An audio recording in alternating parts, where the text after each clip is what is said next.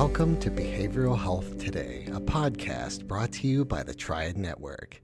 This podcast is designed to share trending topics occurring within the world and our communities and bring them a behavioral and mental health perspective. Welcome to Behavioral Health Today, a Triad production. I'm your host, Dr. Graham Taylor, and thanks for joining us. With me today on the show is Meghan Freed. Meghan is a managing co-partner of Freed Marcroft, a Connecticut law firm specializing exclusively in divorce and family law. Recognized nationally as a thought leader in relationship dynamics and divorce, Meghan is known for her perspective that divorce can be a transformative opportunity for personal empowerment. With expertise in alternative dispute resolution, including arbitration and mediation, she is a graduate of Harvard Law School's program on negotiation and has advanced training in mediation. Meghan's innovative approach to divorce helps her clients navigate this life transition with a focus on positive outcomes and empowerment. We're really thrilled to have Meghan with us today to explore the topic of divorce and healthy uncoupling. We'll discuss the critical role of early communication and mindset shifts during divorce, the importance of mental health professionals in the process, the benefits of prenups, and the evolving language around divorce, especially when it comes to the well-being of children. Meghan, welcome to our show. Thank you so much for having me, Graham. It is really nice to have you here. You know, Meghan, as we kick off the show today, if you would share with us your own journey. You're very transparent and open about this, and I admire your vulnerability. But your own journey in your life, that it pertains to the focus of your work and how you've cultivated this whole field for yourself professionally. Sure. So I actually have been divorced twice. And during that time in my previous career as a lawyer, which now is about chapter 1 is about the same length as chapter 2. But during my early years as an attorney, I was a big corporate litigator. So my clients were big companies, the dollars were big, the companies were big, the litigation was big. That's what I did. Over the course of that, by the way, that's not the healthiest lifestyle for marriage. It's a hard one. Right? That's It's a hard one. It's the rough compatibility for healthy relationships. But I did discover through the process of my own divorces, actually, that not that the divorce itself was fun. I'm not going to sugarcoat it. The divorce process itself can be rough. But the life that it allowed me to live once I was no longer in the wrong relationship was really like one of the best things that's ever happened to me. Probably the best thing that's ever happened to me. Again, not the divorce, the decision and the change. No. And so when my now wife and I started our own firm back in 2012, it very clearly became obvious to us that it would be a divorce and family law practice. Now, for many people, that sounds distant, right? Like this happily married couple, by the way, we still are. I did get it right. Third time's the charm. But this happily married couple is like, can't wait to start a divorce firm. Yes. Yeah. But in truth, it was how wonderful my life got for me, made this a natural fit. Wow, what some interesting takeaway. So it allowed the life that you now get to live. Give me the sense of, what was your primary takeaway about the process itself, what you're walking away with, and how that's really shaped the intent and underlying maybe purpose of what you and your wife have put together now in your current approach in helping others go through this process. Yeah. I'll say two things. The transformation is what it's about for me, right? It's not the process itself. It's what it can unlock in a person. But on the way there, let's make that divorce process itself as positive as possible, because doing so supports that happy future, right? So for example, if you're able to keep it out of court, and I know we'll talk about this as our conversation rolls on, but I mediated one of my divorces, and we had a very good mediator, and it was a very good process, and that doesn't make divorce easy, right? But it does make the process itself easier. I got it. Everyone can do it, but when you can do it, no question that you stay out of court. Yeah. Well, this idea where you're talking about, it's a transformative opportunity, and we are going to get into that a little bit because I'm really interested in that piece Yeah. because there's growth after difficult times, and if we can look at that from the very beginning, I think it's a wonderful way to frame it. But we've got to go through a process, and Right. and it's such a challenging process, and from coming to this very important and impactful life changing decision to deciding how to best navigate it to the Yes. uncoupling process. And there are two primary roads that we typically know that divorcing couples can take. And one is a legal route, obviously, and keep it just in that frame of reference for right now. And the other is kind of more of a mediative path. And you're advocating, like you just said a moment ago, trying to keep families and couples out of court when possible. Yeah. Explain this approach and the benefits and the well-being that goes into going down that path instead of maybe more legal route. Yes. Okay. So, full disclosure, everyone here knows that I'm a lawyer, right? So, I'm very comfortable with the legal route. But one of the things that we see when you're going through your own divorce or as a kind of holistic family law legal practitioner, one of the things that you see is we're taking this personal relationship and we're trying to jam it into the same litigation context that you would put a contract dispute in or, auto accident or something. It's an awkward format for a very Really good. personal thing. And so, I mean, it's the old square peg round hole analogy. Right? Exactly. It's just Exactly. an awkward fit. We start our marriages, you know, in a ceremony, maybe surrounded by friends and family, maybe with each other alone on a beach or in the woods, right? We Yeah. start a very intimate way that it doesn't feel legal at all. No, it's We anything but.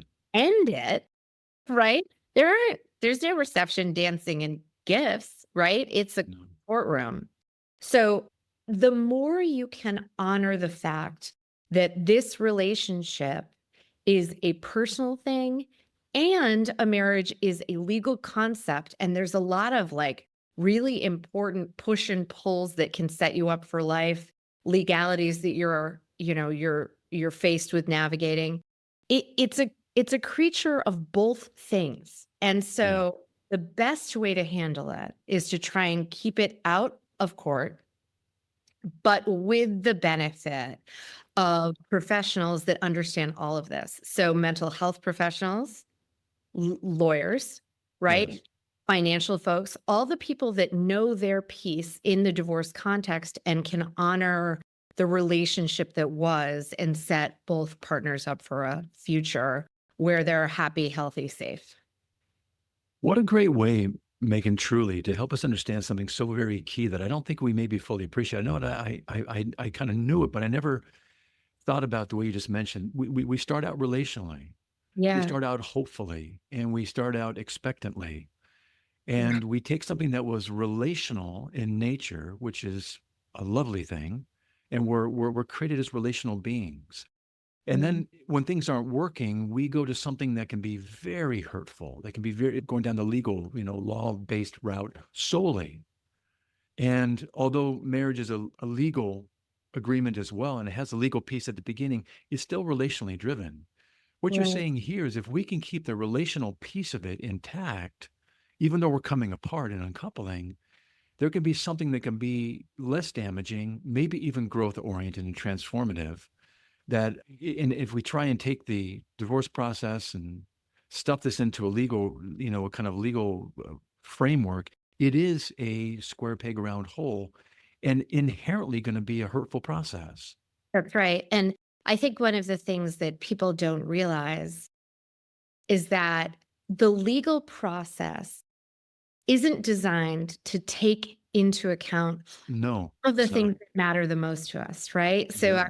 I was talking with a colleague today who was talking about the experience of having a beloved animal involved in a divorce. For example, like, so I have two dogs and I'm obsessed with both of them, right? So I deeply feel what it's like to not know where my dog is going to live, who my dog is going to live with. But we don't have a legal process. It's really set up to help people resolve those questions because Right. I don't think this is correct, but in the legal context, dogs are largely still property, not being, Yes. right? Yes. But out of court, right? Outside of court, we can make these agreements and work together on Yes. the things that are truly impactful in people's lives. Yes. But the court might not have a mechanism to help with, or might not have time to help with. Yeah. And when you put it like that, it's not a slam on the legal field at all. It's not set up that way. It's not created to be that. So we're trying to make it a more human, relationally based, considerate process. It's not set up for that, which is, I really love what you're doing here to say, but we can bring these two together, maybe. Not Right. maybe, it's what you do. You bring the two together in a way where you have to have the legal component, but you can have a relational, maybe heartfelt approach to this. Correct. And I think this is one of the reasons you put it very really well when you talked about the relational aspect and the legal aspect. And one of the things that makes me think of, Graham, is also when you're entering the relationship, right? Yeah. There's something most people, if you ask them a question without putting a label on it, without making about marriage or divorce, you said if you were about to enter into like a really important legal relationship, would you want to understand more about how that works? They would say yes, right? Yeah, I'd like to know more about what I'm getting into. But I don't know, hundreds, thousands of people walk down the aisle every week with no idea what the legal implications are of entering into that marriage. That's why we're such prenup advocates, because that Mm, means that both spouses, that we've got at the beginning of a relationship, we've got the relational part down, right? mm, Working on our relationship, we're setting our goals for our future together, we're making commitments, but we don't understand what we're opting into legally. mm. Should the marriage end is how we think of it. But honestly, we have legal responsibilities to each other during the marriage too. And bringing a little bit of the legal into the first part and a lot of the relational into the second part, if it happens, that's how I would do it. I would do both Yeah. pieces of it holistically. Again, we're talking about that the legal piece and the relational piece don't have to be, opposed to each other in a way. You're trying to find a nice way to do it. There's a part though where people could say, well, if you're doing that at the very beginning, are you really entering the relationship with the fullest trust Yeah. and the kind of, because if you're starting with a legal piece, aren't you saying, well, just in case it doesn't work? But you're saying, and it's kind of funny to bring it up this way, but I think it's important at the beginning of a relationship that I think prenups are often misunderstood. But you see them as a loving and actually a responsible act. Oh, there's Explain how, so yeah, much. yeah, They're more. responsible to yourself and to your partner, Yeah, right? And also they're loving. So here's what I mean. yeah, One, they aren't just for if the marriage ends. You can do things in a prenup that help support the marriage. And I think that one of the things we see when we have clients do prenups, which by the way, it won't surprise you to know that sometimes we mediate, right? So that's as low key and comfortable a process as possible. But really the discussion is, what do you want your lives to look like? What's mhm, important to you about finances? What are your goals for the future together? How do you view money? What's your story about money? really good. And those conversations set up a better understanding. It's the things that get skipped, I think, in some of our conversations with each other, especially when we're like in the first like sprint of a loving relationship, right? And it always reminds me of when I went to college, they had us do this thing called the roommate game. We all made fun of it, which was bonding, right? But basically, it was day one of college, you'd sit with your roommate who you didn't know, who was assigned to you, and talk about things like, do you like to sleep with the window open? What time do you like to wake up? And it was all pretty banal, but man, it avoided some tension, right? Because I bet it you did. just would have talked about what time is dinner and what are we having, right? It really drove the conversation. And a prenup is like that. It's like you're getting information about the attorney, hopefully, about sort of how things tend to work. And you get to pre-decide with each other from a loving Mm, place how you'd like to treat each mm, other should you mm, decide to end the marriage down the road.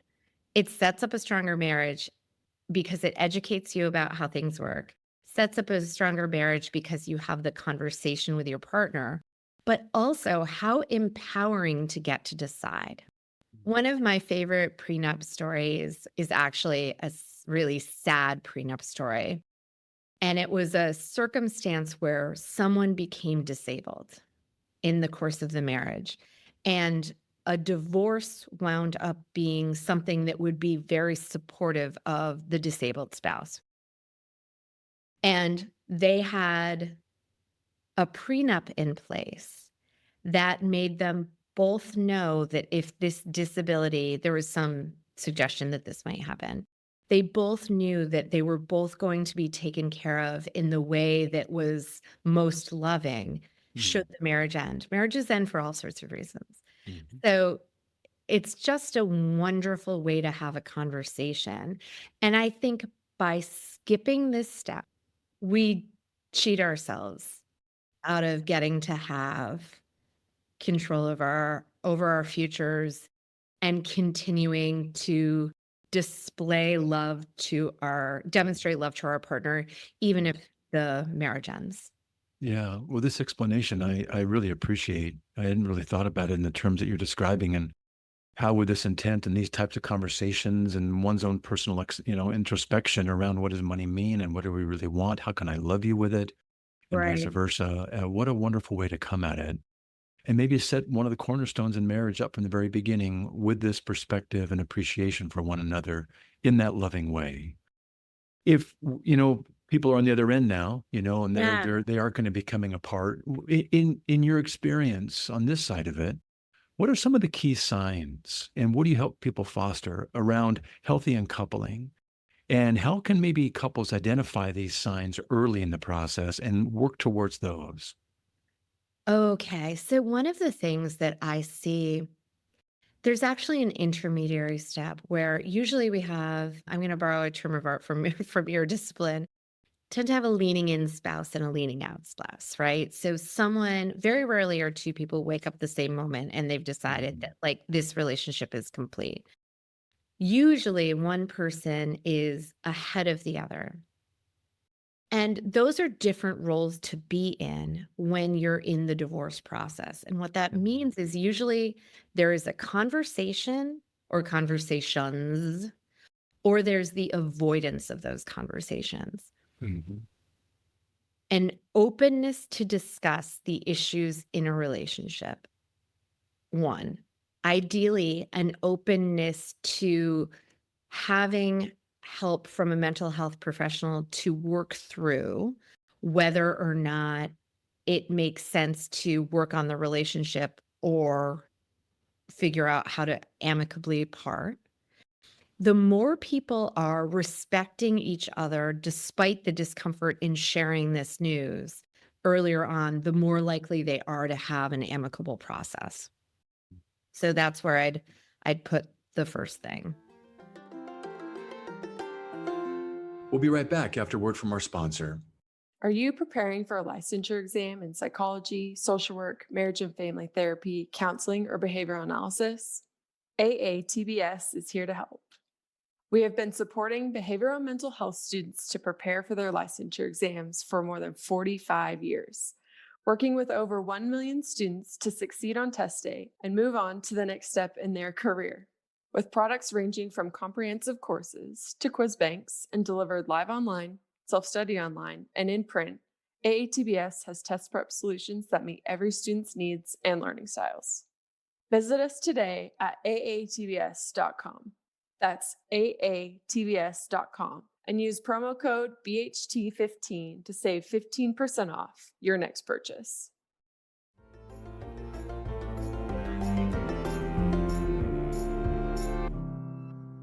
Really good. So that willingness to lean into the hard things. I use that term very frequently. It's the thing we want to do. We want to lean away because it's just so painful Yeah. at times, or uncertain, or scary, and all the things that come along with it.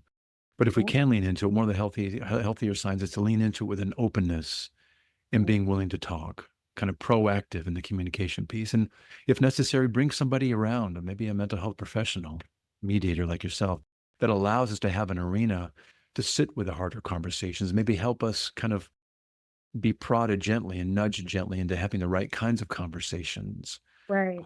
Yeah. Well, let's take this here. If we can lean into the right conversations and get some support around it, it comes back to something I said in my introduction of you, and you said in our talk so far today. You heard me reference that you see the divorce process as emotionally challenging, and within a context of loss that's happening, Yeah. you see it holding the potential for being a really transformative opportunity. In fact, you started out by saying this, it allowed me the life that I get to now live. And it was freeing and transformative in many ways for you too, around maybe in personal empowerment. Yeah. Expand upon this hopeful perspective in a process that can be very challenging. There's a choice, especially in the person who is the leaning out spouse, or the leaning into the marriage spouse, right? Some Mhm. is really upset that their spouse wants to end the marriage. They have a big choice. That choice is one, become the person who was left, become the person who had all of these bad things happen to them, and then sort of continue to suffer. Yeah. Blame that for whatever 5 years down the road, right? That's one path. The other path is, I didn't choose this. I wish things had gone differently, but this is how they went. And knowing that, this is how I'm going to handle it. And that Yeah. person, Mhm. right? The biggest transformations in our former clients have been the people who didn't want the divorce. Mm. They're just, these folks are incredible. They go from absolute devastation to living a life that is so much better than the one they had Mm. that they were so afraid of losing. Mm. It's just, those stories are some of the most impressive and Mhm. exciting. Yeah. I think that one of the things that people have an opportunity to do when they're in the divorce is feel good about how they treated their ex, Mhm. and also make sure that they feel good about how they're treating themselves. Yeah, I really like that. It's hard because one of our greatest psychological fears is separation. And our separation anxiety gets kicked up in many, many ways. And we oftentimes cling on to things that may not be all that healthy, but the idea of abandonment, the idea of separation and the fears that go along with it. And yet what you're saying is if we can maybe let go of that and we can begin to not see ourselves as, kind of in a, lack of a better term, kind of in a victim mindset, but something where I can grow and there's going to be a resilience in an empowering, transformative way in this. Maybe there's something on the other side that I never envisioned before Right. that I can actually feel good about and look forward to. Right. This is the David Emerald's concept of the creator, right? And Yeah. getting out of a victim mindset and into a Yeah. creator mindset. Those are the Yeah. folks really, like, just their lives become so happy, even though they really went through it to get. Well, yeah, I think what you're saying is that you start out with the word choice, and I get to author my experiences. There are certain things that are going to happen to me that I can't control, but I get to author how I go through it, and I get to be in charge of how I go through it. And how do I want to go through it? What's going to be my best self Right. in doing it? I was talking to a colleague today that meets with our potential clients, and she was sharing that a woman that she's been talking to for a couple of years, and who has been contemplating divorce for 8 years, Mm. decided to move forward. As happy as I am that she moved forward, I can't imagine the suffering in those 8 years, right? Mhm.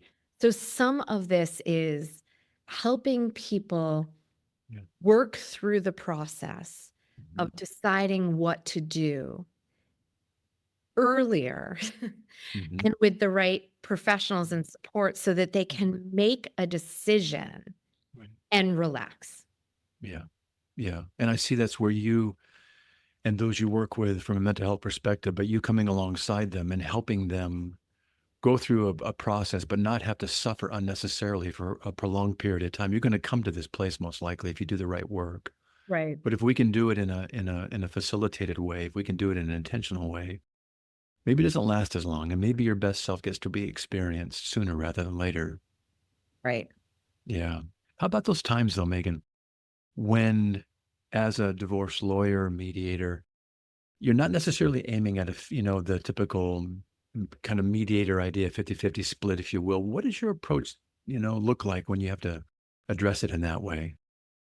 So I think that one of the most important steps is figuring out what everyone's priorities are. Mhm. And a lot of times, the way those priorities are expressed isn't literally accurate, isn't literally what the person cares most about. So here, I'll give an example. Yeah. I want sole custody of my child because my child is so connected to me and at the age she's at and XYZ, right? If we don't ask what that means to that person, a lawyer could go charging off trying to get sole custody. Or the lawyer with their counselor at law hat on, as opposed to attorney at law, with their counselor at law hat could say to that client, well, that's just not going to happen in your case. It's not going to be sole custody. Shutting down the relationship between the lawyer and the client, probably maybe creating a trust curve issue before you actually ask what sole custody means to that person. In a lot of cases, if you ask a client, "Tell me a little bit more about what you would like your parenting I got it on the sole custody. What do you think the parenting will look like?" "Oh, well, they'll spend about 50% of the time with me and 50% of the time with my spouse if right, they're a great parent," right? So we are acting on a self-diagnosis, essentially. And what we really need to do is dive into what that means Mm, to the person. right. When you're in a mediation setting or in a collaborative law setting, which is sort of a more robust mediation, just for shorthand. But in the out of court settings, that means that there are two people that you get to figure out what do they really mean, Mm, and then see how you can make those things match. Because in many cases, there are areas of tension, of course, but a lot mhm. of times there are more things that they actually agree on that they don't if they're reframed. And essentially, Harvard School of Negotiation calls it expanding the pie. In a out of court setting, we have a lot more opportunity to grow what we're dividing, not from $100 to $150, but there are all sorts of things. We talked about the dog. If figuring out how we're going to share a pet is really important to these folks, then we can get people wins that they would never get in court because Mhm. we wouldn't even have the opportunity to talk about it. That is a very hopeful, and I can It does see it being a happen. very loving Yeah. approach to this to help people think about something that they wouldn't naturally even think about. I'm going back to the idea that, the legal realm created the way that it is for the intention that it's supposed to be there for is not set up just inherently for these kinds of things, but we can bring this very personal and mental health focused appreciation to this process. Speaking of that piece, Yeah. mental health professionals can be a very helpful part of the divorce proceedings. How do you collaborate with therapists and counselors to, in addition to what you're doing with such a very attuned mental health perspective yourself, but what are you doing in bringing those folks in to ensure the client's mental health and emotional well-being are being addressed during this process, and maybe even when kids are involved? Yeah. So it happens in a few different ways. So in our more litigated cases, which by the way, still generally settle out of court, you rarely wind up in a full-on divorce trial, right? But in a litigated divorce, a lot of times our clients are working with their own mental health professionals. Sometimes their children are working with a child specialist. Mhm. Sometimes that's someone that we've connected them with. Sometimes it's their individual therapist who's connected them with us, which I take as high praise, by the way. So that's how that generally tends to work. But in the mediation context, I've actually co-mediated with a mental health professional, uh, Nice. which was which was that can be a really great experience. The collaborative process that I mentioned to you, baked into the collaborative team is a mental health professional who's received collaborative divorce training. And that person shares sort of a has sort of a dual role, at least the way we tend to do things here in New England, where that person will both really help the couple with the parenting plan if there are children. The lawyers not may not even be in the room for that, right? They might work on that all on the side. And then in many cases, they'll actually lead the collaborative meeting Okay. to kinda make sure that the floor is even and Yes. that people are being productive. They're good to, like, help us take down the temperature if there's a kerfuffle. So it's more formal, their position in the, collaborative process, but really mental health is woven throughout so much of this, not in every divorce. And then a lot of people have availed themselves of either some form of discernment counseling or couples therapy before they make the decision to divorce.